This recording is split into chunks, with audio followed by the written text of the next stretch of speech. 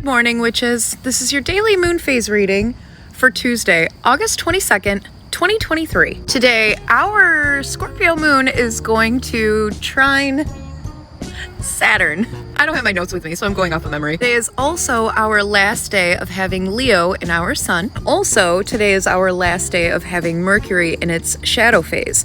Tomorrow, officially, we are in a Mercury retrograde. Apparently I cannot use my words today. Today's energy might kind of piggyback off of yesterday's energy. Maybe kind of feeling like we're being judged by people, feeling under the microscope, feeling like for fucking anything going on, nothing can kind of go right. Things are just kind of at like a little bit of a tippy point where it just feels like it's on unstable grounds. Trine to Saturn is both a blessing and kind of a curse. Saturn does love to judge us. Saturn loves to sit back and critique every fucking thing that we do, tell us about all the bullshit that we're doing wrong. Because we have all of this energy moving, the sun moving into Virgo, Mercury moving into retrograde, Venus being in retrograde. I think, if I remember correctly, when Mercury goes into retrograde, I think there's going to be like 6 or 7 planets in retrograde, like a gazillion fucking planets in retrograde. That's not all bad. Retrogrades are karmic. Yeah, sure, they might fuck stuff up and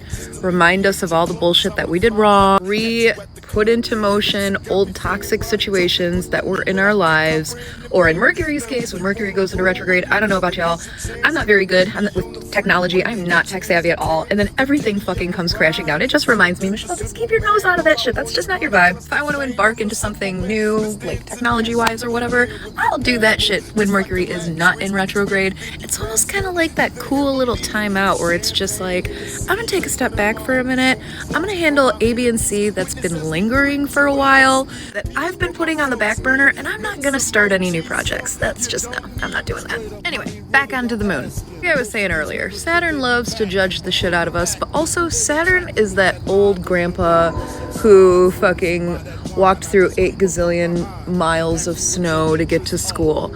But he is our grandpa. He still cares about us. He might be a fucking asshole, but he cares about us. If we pay attention to his stories and the things that he tries to show us, he'll give us grace. Also, pardon my hair. I was gonna take today off and like sleep in, but my fucking natural alarm clock in my brain still woke me up at 6. So I just stepped outside to enjoy coffee and just decided to do this moon phase reading with no notes, no nothing. I was just like, I'm just gonna fucking do it. So pardon me if I look like a crazy person. Anyway, yeah, Saturn loves to give us shit, but if we need him, he's got us. So with our moon being in Scorpio, Scorpio is like crazy psychic. It's a little bit emotional, and sometimes Scorpio can be one of 2 ways. Very confident, very determined, but also very melancholy. You can harness the Scorpio moon and the transit of Leo going into Virgo. We can really manifest, maybe talk to Saturn, maybe just kind of pray, or however the fuck you talk to your gods, for guidance and knowledge. Saturn will love to tell you what you're doing wrong and will love to tell you how to fix it. Stepping into all of these retrogrades, maybe it would be a good idea to get out of our mindset and think of outside ways of how we can handle things. Today, pay attention to signs. Today, meditate. Utilize this energy to energetically revamp our spiritual connections.